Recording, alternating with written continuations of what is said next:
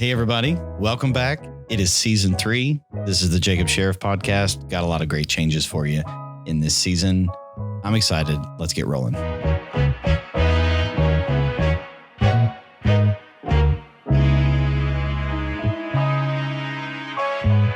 Hey, everybody. Thank you so much for joining us. We're back. We are back. It's been like a million years. God, so long. It's been so long good. since we recorded an episode. You may hear a new voice in the background. We'll get to that in just a second. But we are very excited to be kicking this back off again. We've got some great topics lined up for you this season. Just some housekeeping stuff to let you know about. We are going to go back to a every other week release schedule. We've just discovered. Well, I say that like it's some sudden new revelation that church is a demanding. It's very demanding on the time. It's very frequent. And so we want to be able to produce these with regularity, and maybe it was a bit ambitious to release them every week there for a while. But we're excited to be back. Pastor Jacob, the last time you heard or we've produced a podcast, you were just about to go on sabbatical the week before. So today we're actually wanting to kind of catch up and see what's been going on, because you've been back for a while. Yeah. We just have taken a while to get back into the recording. Yeah. When you're out for more than a month, things tend to pile on. It happens. And, so we've been at work for a long time now. You may hear that's not Tyler's voice in the background. I'm not Tyler. That's the truth. We upgraded to a different host. No offense to Tyler. No offense to Tyler. So Tyler has actually had some changes in his life as well. He's moved to a part-time position, still helping with worship there in Sherman, but he just doesn't have the margin to be a host on the podcast anymore. So, and he bought a house. He's raising a family. He's had their 4th kid. Yeah. So life is busy. Boy, he's busy. So we're hoping and believing and praying that we can have him back on in a future episode just to check in and see how things are going. Tyler was such a fun addition to the show, and it was super awesome to be able to produce those first 2 seasons with him on board. Yeah. But like I said, we upgraded. It is an upgrade. We have invited Work in progress. another voice into the conversation, and this is by far the most popular voice, because judging by the views and listens to the podcast, the 2 episodes that Hannah has been on have been our most popular. I guess Yes, people are interested. So it would be wise of us to bring the favorite voice. My voice is not the favorite. Y'all are hilarious. So we'll see how this goes. We brought the favorite voice. Oh, man. This will be fun. I'm happy to welcome my sister I'm excited. into this conversation. I think people will be excited to hear what you both have to say and to listen to you talk to each other. I'm excited. That's gonna be on good. microphones. Yeah, there's a lot of conversations we have that, a lot of conversations we have that might not need to be on podcast, but there's a lot of things we talk about amongst ourselves that, like, hey, that'd be great for people to hear, because you know what? One thing we know for sure, we are very human. Absolutely. And to be honest, like our panel from before with all 3 dudes was maybe a little it's a little biased, a little bit one-sided in the conversation, especially on some of those episodes where we were talking about our wives and they didn't get to talk back. That's true. So you can comment if you want us to revisit the roles and responsibilities episode with my wife on the podcast. So Hannah, welcome to the podcast. I'm excited for you to get a chance to share your heart, to share the wisdom that I know that you walk in, and just for people to get to know you guys both better. That's my hope, even in hosting this podcast, is that I can help facilitate some conversation that not everybody gets to have all the time. So, well, I'm super excited. It's going to be good. I've got a icebreaker question for you guys, and so you both don't know what this is, so I'm going to surprise you with it. So if you don't have an answer, don't feel bad. It's a simple question. Did you learn any new skills in the past year? New skills. Yeah, in the past year, I worked hard at being a better barista.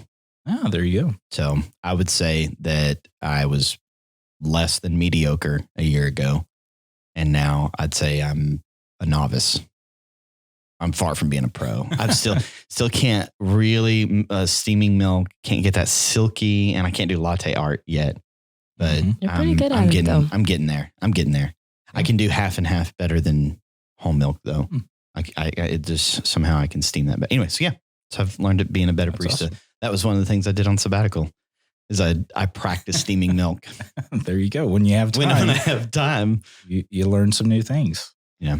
I don't know that I learned a new skill, but in the last year, we did make a move. And so I did learn the skill of packing up my house. Oh, there you go. And getting it to another house. Hopefully not a skill you have to employ very often. No. But it does require a lot of stick-to-itiveness. Like you just got to keep going. Yeah. And you're like, how did I have all this stuff anyways? That will most likely be part of this conversation as we reflect back on sabbatical. The number of times I frustrated you. Yeah. Well, so my new skills, so some of them are old. So I think at a previous podcast, I did mention like getting back into playing guitar again. Mm-hmm. But I really have just since the start of this year kind of made that a priority. Mm-hmm. So I've got past the painful callus stage. Mm-hmm. That's an important threshold. Yeah. I've been relearning things that I used to know. So it's not a totally new skill. It's something that I'm getting back into, but I'm excited because I'll actually get to be playing with a band this week for our staff day. So, oh my gosh, it should be fun. That'll be cool to see. Yeah, that'll be the first time in how many years? Time. Yeah, a long time. Really long time. So, but I'm really excited about that. Shred the last time. I don't. Well, you've been on the stage a lot more since. Yeah, then. I think that was sort of mid teenage years when that happened. Like, so you're at like that was like 20 years ago. Yeah. We're at that point a while ago. I think it's 20 years. It was close to 03. Because it would have been, I think it's the year after the chapel burned. Yeah. And we were in what is now the youth room. Mm-hmm. Yep. That'd have been. I remember I'd borrowed Dustin Key's Marshall stack amplifier, and that was really what gave me the mojo to do that thing. It was like this giant speaker cabinet behind me just blaring. I'm like, here we go. It was fun. So I'm getting back into that. And also I've been learning some things about espresso brewing and things like that. I've got an espresso machine on the way. It'll change your life. Yeah. We're excited about that. So, but it'll also significantly alter your morning routine. Yeah. Yeah. I fully expect so.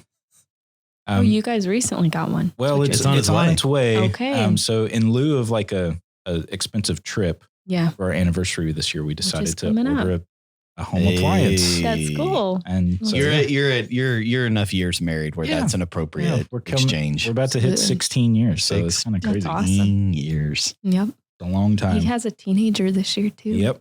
Yep. She'll turn 13 on our anniversary. Yeah. She was born 3 years after to the date, which is just wild. But so newsflash, we're old. Yeah. I mean, we're doing an audio podcast, so you can't see. But I've also been grooming and growing a long gray beard. So it's a skill. It's not a skill you've brought. You've had to develop the need to actually have a barber address the beard. Yes, that's an important threshold. Yes. It's about time for another visit. It's starting to get super wiry and scraggly, so I got to get shaped up. So it's probably grossing some people out just us talking. Like Danny's except over there. Barbers, barbers are like, right on.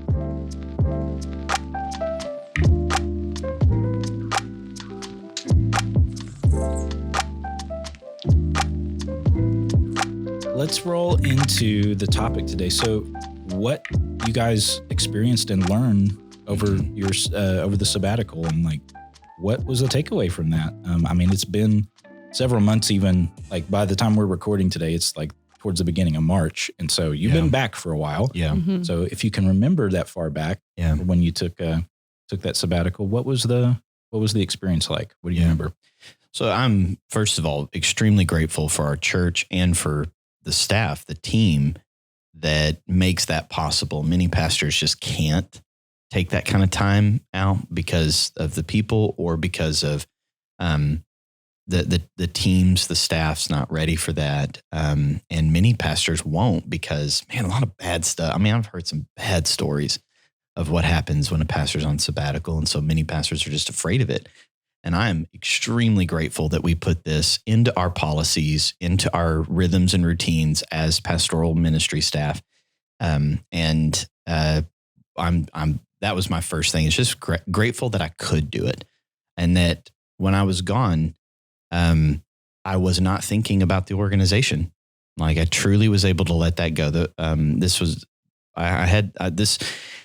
just so happened this was my second one. The way the timing worked out was an interesting, where I've been able to have two. And the first one, I would say it took me 15 days to unplug from the organization. It was a really tough year that year. On day 15 is when I realized I wasn't thinking about the ministry, the organization.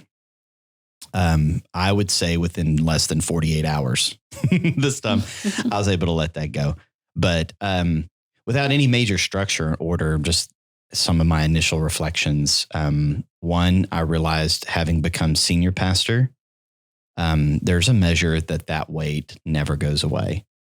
I realized when I was, because I took a little bit of time, and the complete emphasis of like the first 10-ish days was just rest. So just work on sleep, work on rhythm, work on steaming milk. I mean, just things that are restful. And then after that is when we can talk through kind of the way we structured it and some pros and cons of how we structured it. But I realized every time I sat to just dream and pray, I still found myself spending a lot of time praying for our church, praying for the leaders of our church, praying for the congregation. And when I'm dreaming of God's vision for our church, because it's like, if I'm dreaming about God's vision for our family, there's some unique things that were emerging there, and things that from then we've been working on and talking through and moving our family toward. But it's like, man, I'm sold out to this. And so it's like when I envision the future of our family, it's not disassociated from our church. Like, 'cause this is what I dream about. This is what I feel responsible to carry the vision for. And so, I feel like the Lord put on my heart things in the next cycle of the 5-year vision, because we walk through about a 5-year vision cycle as a ministry, the key important strategic goals and endeavors for a 5-year cycle of vision. And I feel like we're about halfway through that first process. So we're about 2.5 years into the initial 5-year vision. I've already got things in the next 2 5-year vision cycles that I feel like the Lord put on my heart there, because I was able to be out of the minutia of the day to day. So it was weird how I was not ready to have, like, I thought it was awesome that 48 hours in, I'm not thinking about the organization anymore, which is a big deal because there's a lot of stuff going on. But I truly was able to let that go within about 2 days. But man, just and I use the word weight. I don't mean that in a negative sense. It's like the weight of being responsible for the Lord's church in this small expression of it. Like, that just didn't go away. And I don't know if that's good or bad. It's just an observation I made. And it was probably 3/4 of the way through that I'm like, this hasn't gone away. Like, I still, when I'm dreaming, when I'm envisioning the future, there's a few things personally, but for the most part, this is like, we've given our life to this, and I don't see a future that's disassociated with it. So that was another thing. And then there were some negative things that about 2/3 of the way through, I realized, and we'll unpack any of these things. So this is just by way of introduction, but I realized I have a poverty mentality around time, and having time made me more aware of it. When you don't have time, you just aren't aware of it. And so I became aware of a poverty mentality around time. So those are some of my initial reflections. Anna, what do you remember? Yeah. So like you've obviously you're kind of in a different spot. Like all of a sudden this guy's hanging around the house all the time. Yeah. Like what going away every day. What was that like for you? Like, I'm sure that was a shift as well. Yeah. Certainly. I think that, things that don't just stop have to continue. I mean, kids are still in school. You got to keep eating and sleeping. You got to keep eating and sleeping. There was things even, I would say I took kind of a partial, because women's conference still needed to be planned. I mean, there was just things I still had to stay connected to. But I remember the first week he goes on sabbatical. I had something that very weekend. I can't remember now what it was, but so he had the kids for I remember it was a women's conference in Colorado. Yeah. And I went with a group of ladies. She was can I go to this? I don't have to. Yeah. I'm like, hun, I got the time. I know. I got this. It was a weird conversation because it's never that way of I have the time. So anyway, he kept the kids for us, which most are in school, but he still had to feed them and, all those things. However, make sure they're still living. I just had to keep them alive for 4 days. We go to this women's conference and our flight gets canceled coming home. And so the group of us that were on that last flight that day have to get in a car and start heading back. So I had to call him and be like, I'm so sorry. It's going to be another day. And he was very gracious. I mean, he was looking forward to me getting back home, but he managed very well. And I think he appreciates me a little bit more after those 4 nights and 5 days. So that's how his sabbatical got kicked off, was Mr. Dad. There you go. So, but even from that, we were intentional to plan some time for our family to get away. So we really wanted that time to be certainly him getting rest, some things for him and I to have time together, and for our family, because that is tough whenever you are in the consistent weekly rhythm of responsibilities, especially around services. Time to get away and completely just disconnect are really impossible. However, we had some opportunities to get to do things as a family. But for me personally, I can recall, and I don't know how we're all unpacking this, but one of the first time him and I got 2 or 3 days just together, I recognized that I just have a very great habit of being busy and always have something going on. And I kind of was met with this almost scary thing of what do I do when there's nothing next on the schedule? Right. And so it was kind of it shook me a little bit, and it was I was forced to be still, and I didn't know if I liked it. And therefore there was kind of a journey. Cause for me, I was with him for a few days, and then I went back home and he stayed, where he was at. For 5 or 6 days. So I had some things that I had to kind of face, if you will. And it was a really good in reflection that occurred. And I don't think it would have happened if I would have had the regular everyday, things going on. Right. So like a disruption to the routine. Yeah. Highlights things that that it's I like needed to work through. Somebody new coming in and seeing all your messes that are piled up everywhere that you've forgotten. That they kind of just blend in. Yeah. So I had to kind of have this moment. It was a moment, but then it was extended because he was, he was spending time alone, and I had to go back and be more alone, because he wasn't there. You had to be alone with our children. Yes. But I mean, he's just always great at the process of conversation. So I didn't even have him to talk to about it. So I had to talk to, Jesus about it. So it was a neat, I didn't expect that, I guess, for his sabbatical, for me to have, to affect me that way. Because I love the adventure of ministry. I love being on the go, if you will.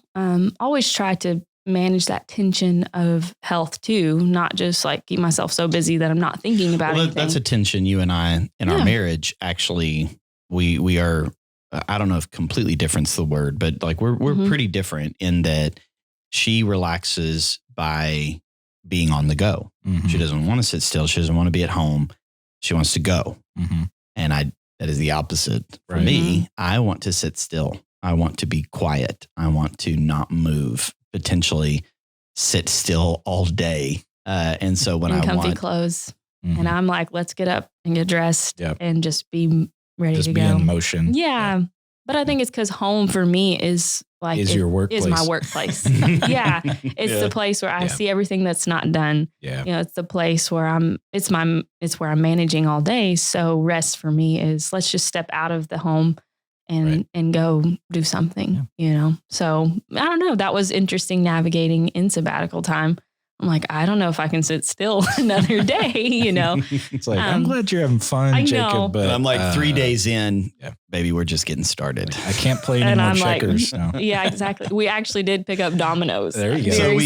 So eventually I want to kind of lay out some of the structure and some things that we liked about the way we structured it and some things I would do different. But one of the things that was really cool, we got to right towards the end, like on the last week of sabbatical, was our anniversary. Mm-hmm. And so this year, we went to Broken Bow and just had a quiet cabin. Well, like in Ho Chi Town, Broken Bow, there's not really a lot to do, especially in December. So, so you're not going out on a lake. There's not a lot of outdoor activity. And so we went. And we were there during the weekdays. So coffee shops aren't open. Yeah. So there's only one coffee shop in Idabel. It's really good coffee. We sat there for a while, and then in like the evenings, it's not like you're going out to dinner a lot or, you know, going for a movie, and this is not that kind of stuff. So we sat and played Mexican Train on dominoes every night. And beat me every single night too. I don't think I won once. What's funny is I'm the one that had brought the game for us to play. She brought the game and like had a lot of experience. I'd never played the game. I didn't have very much experience. But I beat her. Mm-hmm. We did. It's good. That's such an old person game. It really is. I got to get y'all some better games. I know. Actually, I almost like reached out to you. I was like, you have a closet of games. I do. Yeah, Give me some. I have an embarrassing amount of games. Yes, you do. So anyway. I'm glad y'all had some fun. But it was good for us to together slow the pace and conclude the time just in conversation, reflection, and part of everything major. One of the things we miss on anything like that, any new experience, any growth like that, your reflection matters because truly to round out things like that, you need to bring a gift home is what it's like the journey home. It's you bring something back at the end of it. That's if anybody does any work with Joseph Campbell and the hero's journey. The journey's not over when you conquer whatever that is that you're conquering or that you're finishing. The real finish is what you bring home. And so we wanted to make sure we ended with reflecting what we enjoyed, what didn't go well, what we grew from, how we drew closer to the Lord, what we learned about our kids, because that was something I realized, there was a measure where it never felt like full rest, except when we separated our whole family from whatever normal routine, because they're still in school. So there was a point where it didn't feel like complete time away because they're still having to get up and go to school and pick them up from school. And so, I mean, there was a certain thing that just having 5 children in school, 4 of them in school, just kept some of the normal routines going. But just realized our kids are at new stages that we hadn't. You have 5 kids and we run a pretty not fast paced life, but we're a full, 5 children. And then a couple activities for just a few of them is, you're busy. So there was a measure of that we realized, okay, we need to sit and actually attend to our kids. Our kids are in new stages.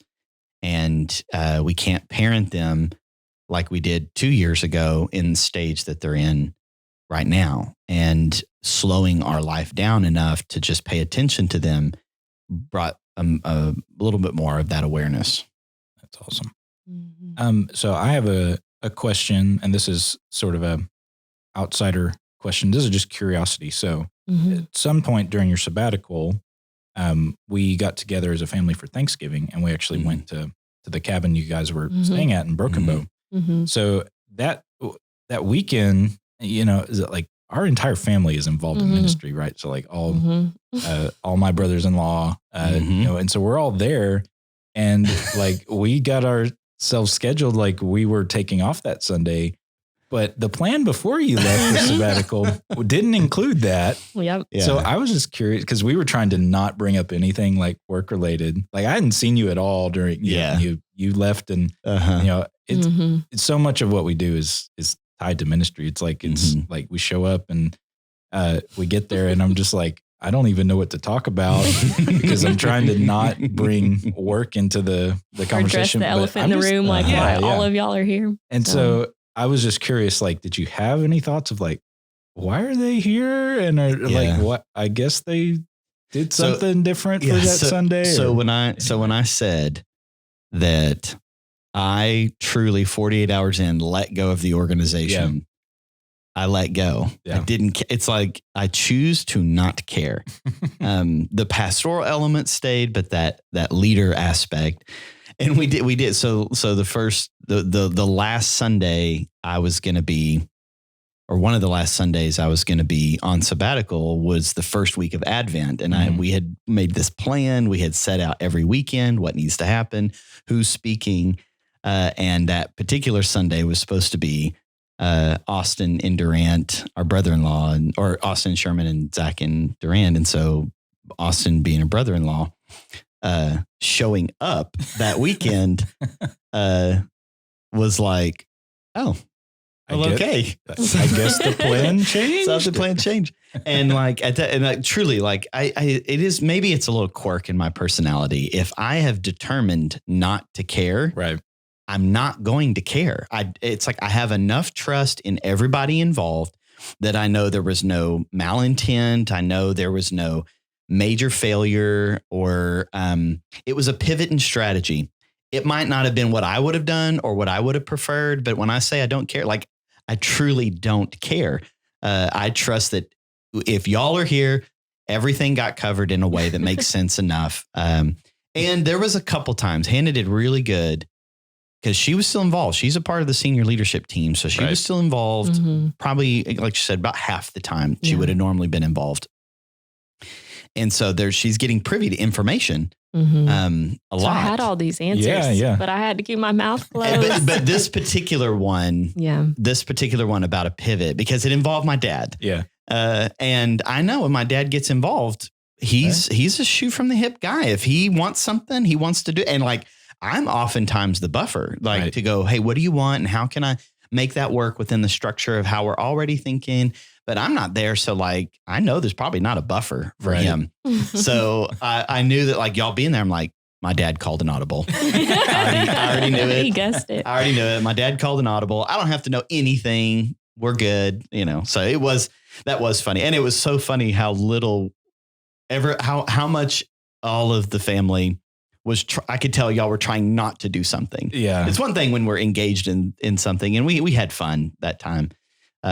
But it was funny the amount that y'all were trying not to talk. Like they'd be like, I think there was a time like I don't know if you were asleep or if you were just spending some time with one of the kids or something, but like we all went to go get coffee, and he's like, I just wonder if Jacob's thinking like, why are we all here?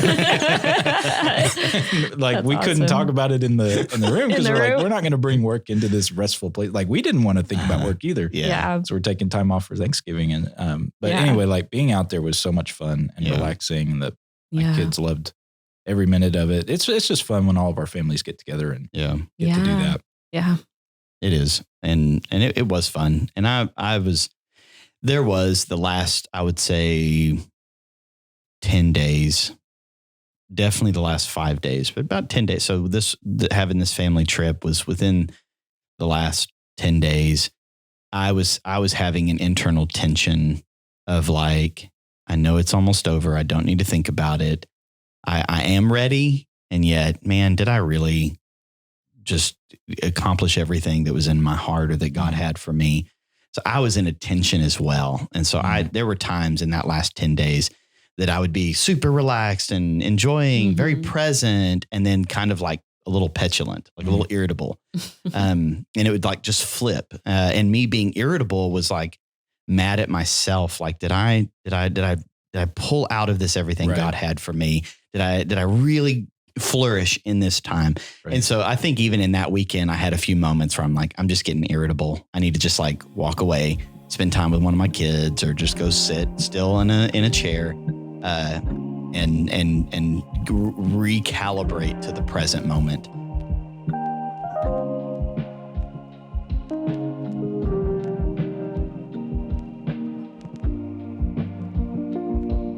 So let's get back to one of the things you kind of mentioned earlier that was sort of a revelation to you of that poverty mindset around time. What does that mean, and how did you kind of process through that during the break? So there was a moment where can't remember when it was. It was at least 2/3 of the way through. We had I think it was Thanksgiving week. So we split the sabbatical roughly in half. With the middle, we took our family to Florida.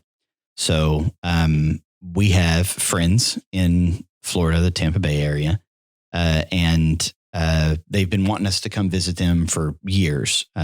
It's a friend of ours that I went to high school with, Hannah went to school with, and they used to work for the church. And so like we were really close friends, and they had moved and are part of a really great church there on the peninsula outside of Tampa Bay.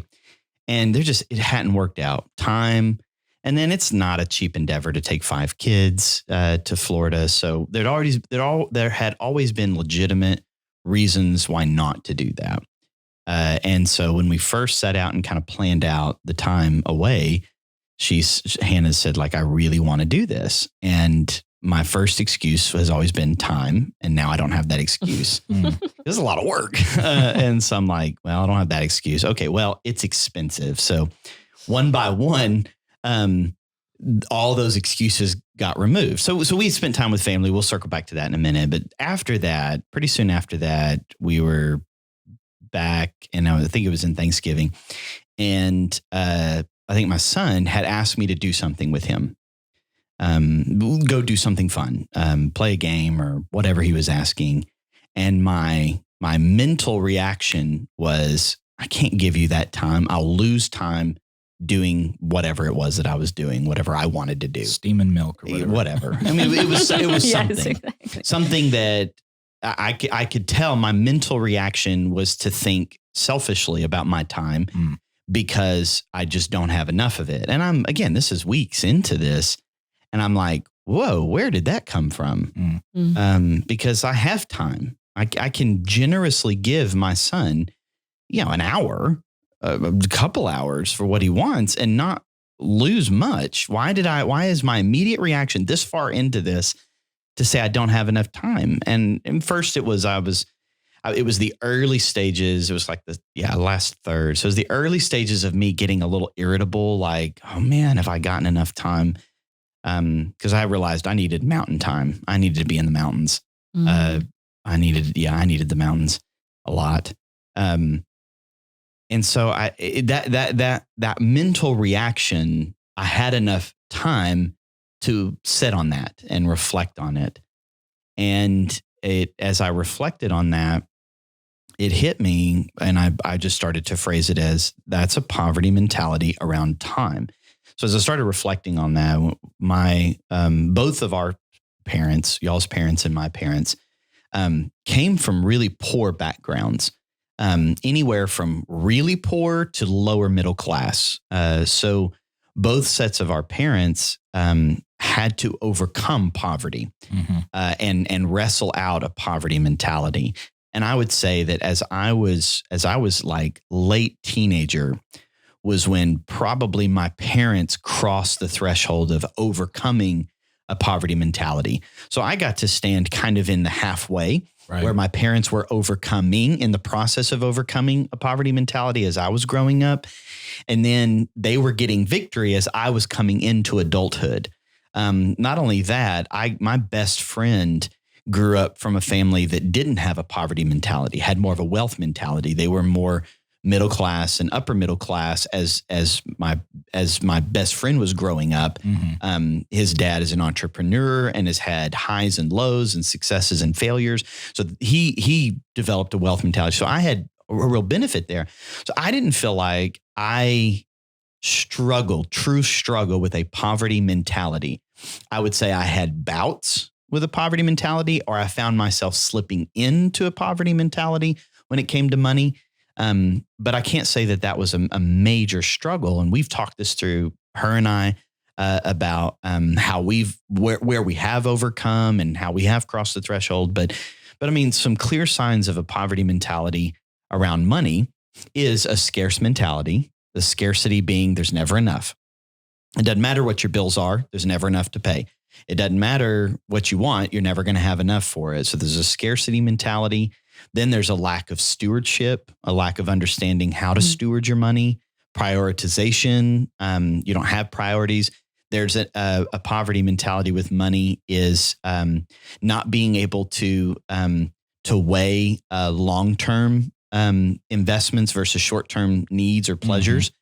So a poverty mentality doesn't mean not having money. It means you're more controlled by a whim than you are anchored in a long-term strategy. So patience is a real struggle. Or when you have a little bit, you just devour it. That's a part of a poverty mentality. So like if you grew up around a scarcity with food. So I recognize this in my grandfather, my grandparents, my mom's parents grew up in the Great Depression and World War II. My grandpa was a World War II vet. And when you have two major global events or national events, the Great Depression and World War II, there is a scarcity. And so, I mean, major scarcity mentality that if we made a bowl of cereal and did not eat every bit of that cereal drink that milk, it goes back in the fridge when you're ready to consume it. And oh, it was so terrible. But that came from scarcity, where in his most formative years were around scarcity. And so that's how he, grew up. That's how he raised my mom and her siblings.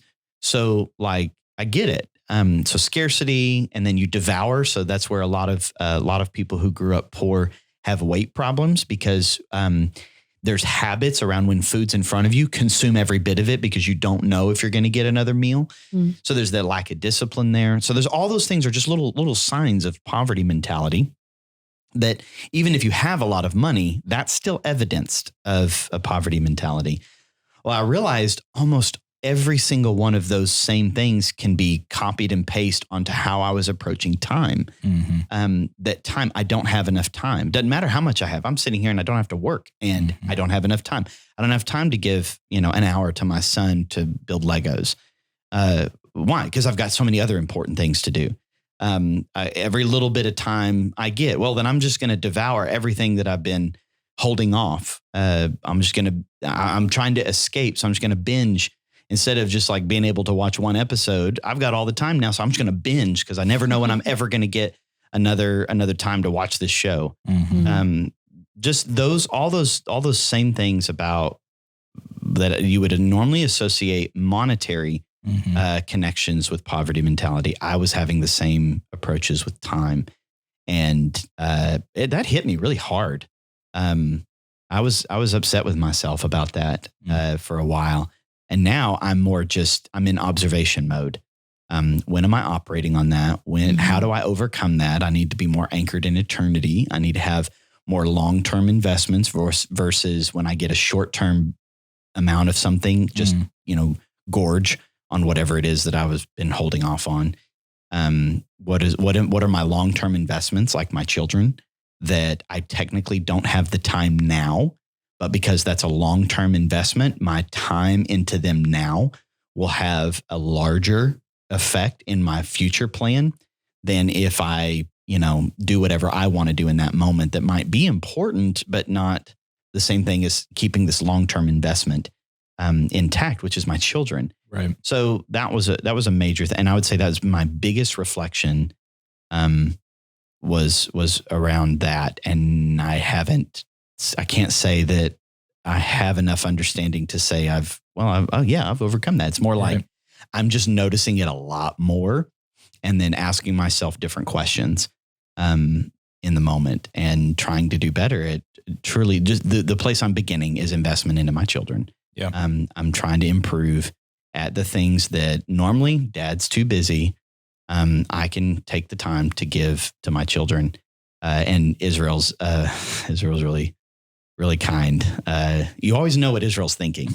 So always awesome. So it's wonderful to have a kid that has no duplicity, which means him even being critical isn't even coming from a bad attitude. It's just he's critical, and it's because it's what he's thinking.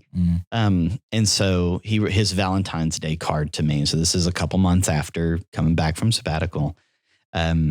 He wrote. It was a handmade card. He wrote, "Dad, I know you're often busy, but you're never too busy to play video games with me or watch NFL or NBA." So we don't watch football or basketball. We watch NFL or NBA. Apparently, in his mind, that's all the only options. Because that was something I also started to do. It's like, hey, we got time. Come sit and watch football with me. And if you don't like it, you don't have to like it. We'll go do something else. But I'm watching football, so come watch it with me. Or we're watching basketball. I love this game. Why don't you come watch it with me?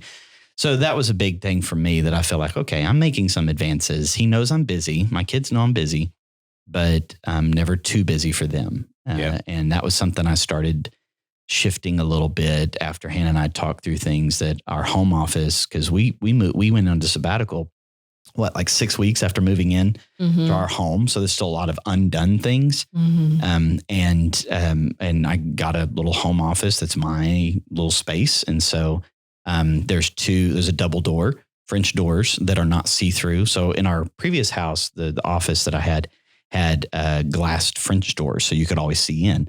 These don't. And so the doors being shut sent a signal, Dad's not available. And I never intended it to do that, but that was the signal.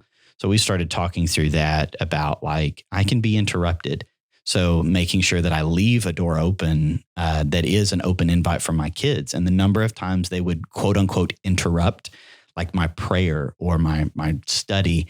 And I was making a commitment on sabbatical.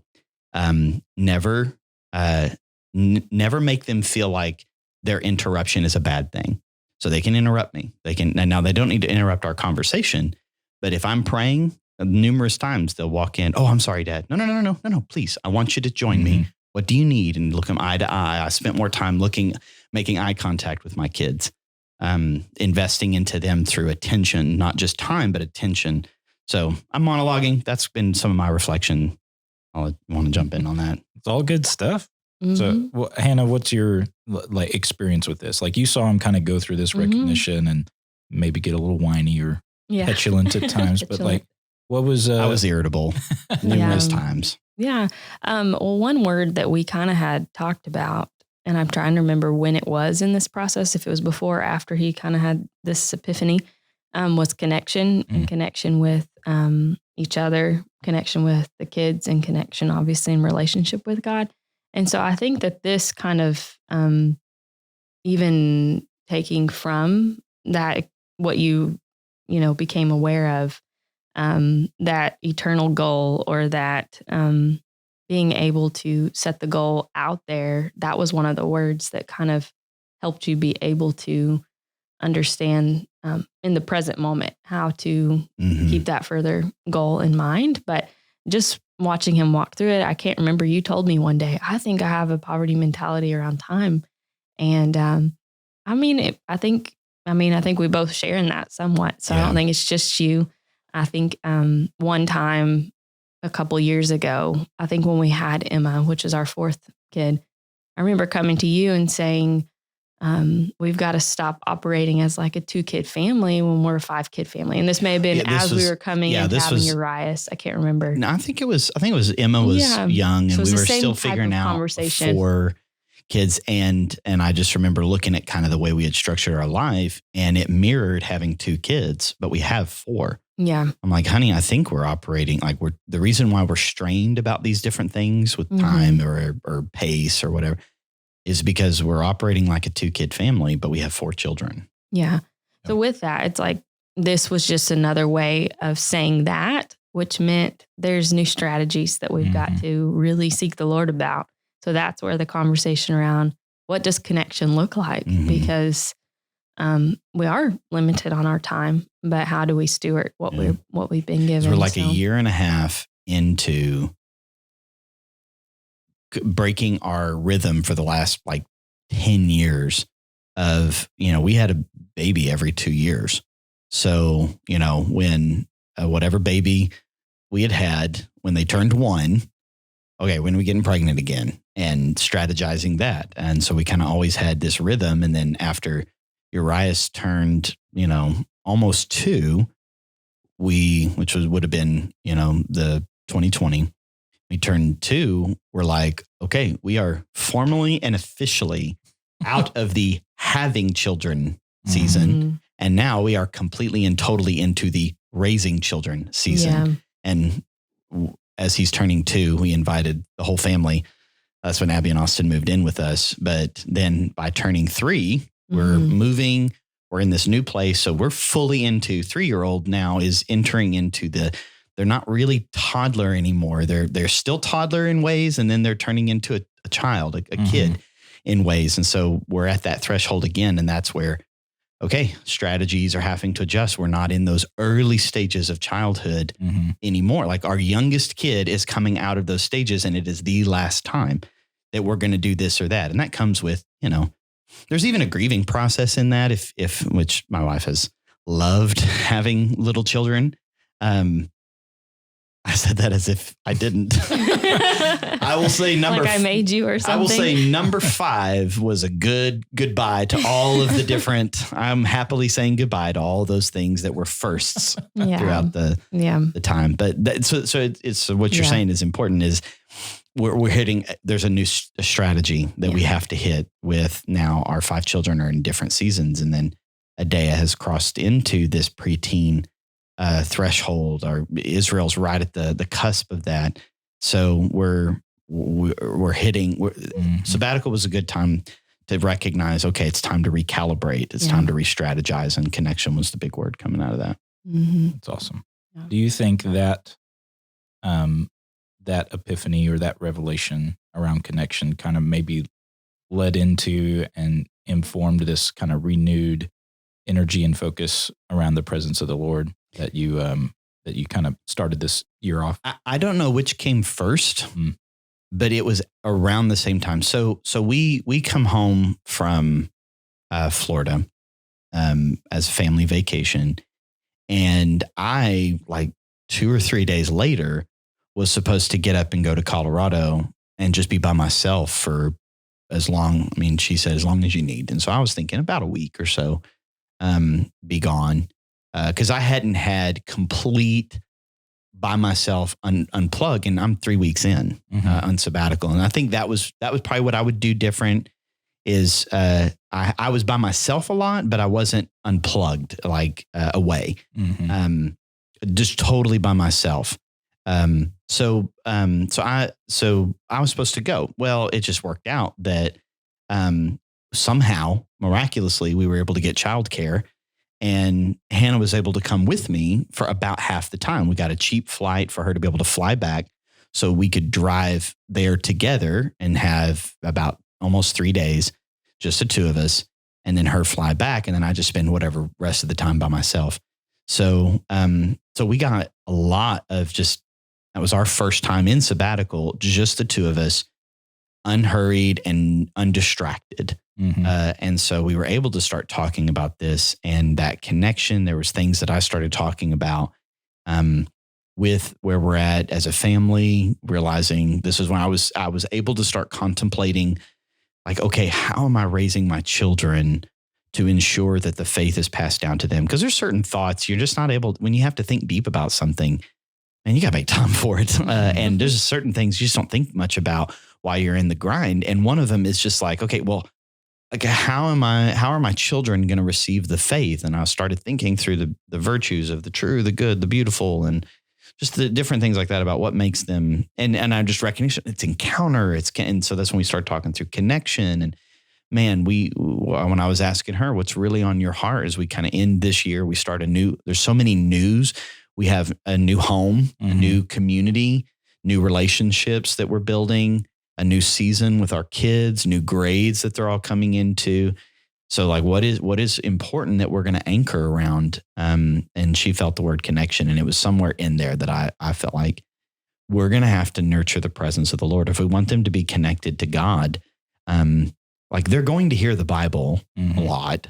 They're in a Christian school, so they're going to be around fairly like-minded people. We're able to buffer some of their persecution, or we're able to buffer some of the world's strategies a little bit. But what's going to guarantee is not the right word. What's going to ensure that we've done everything we could to pass the faith down to our children? Well, they need to love Jesus. Okay, well, how did we come to love Jesus? Yeah. How did we come to truly surrender our life to him? And as much as I just love good theology and doctrine and a strong philosophical understanding of the faith, I can say that it was none of those things that made me truly love Jesus and surrender my life to him. It was actual encounters. And so, yes, it was in that same time that we're praying through what's going to be important, and presence was one of them. And the more I dove into that, the more I tried to spend time thinking and meditating on that, the more I realized this is probably bigger than just me, just our family.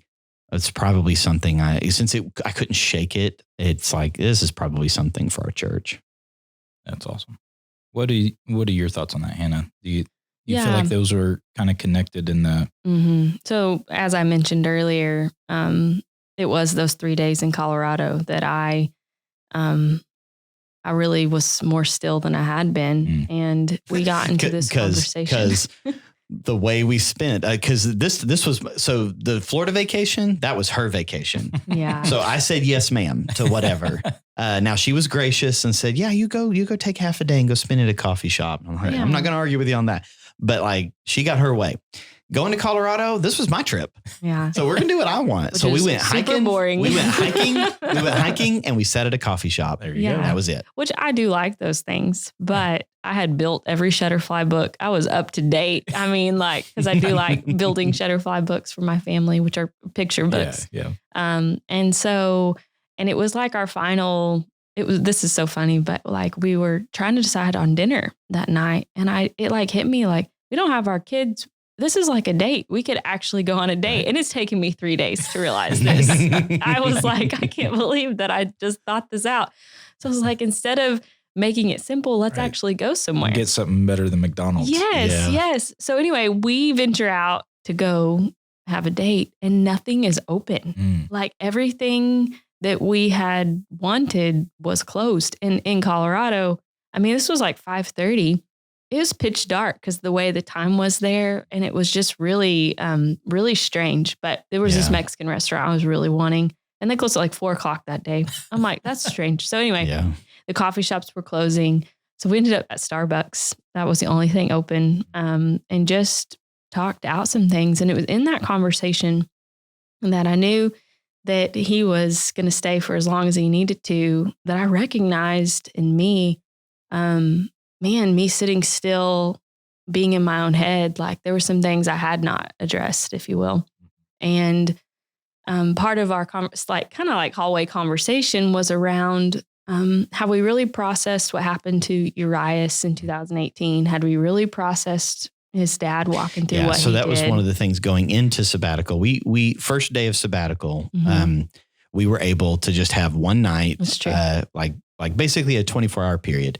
So from lunch to lunch, the day after. So I preached on Sunday, and that was my last time of sabbatical. We had to wrap up a bunch of stuff. And then from Monday lunch to Tuesday lunch. I had said, we're going to have one day where we're going to plan this whole sabbatical. Yeah, because as much as you don't want to do that, because that would require us making decisions. If we don't, it'll get away from us. I don't have to I don't have to make decisions.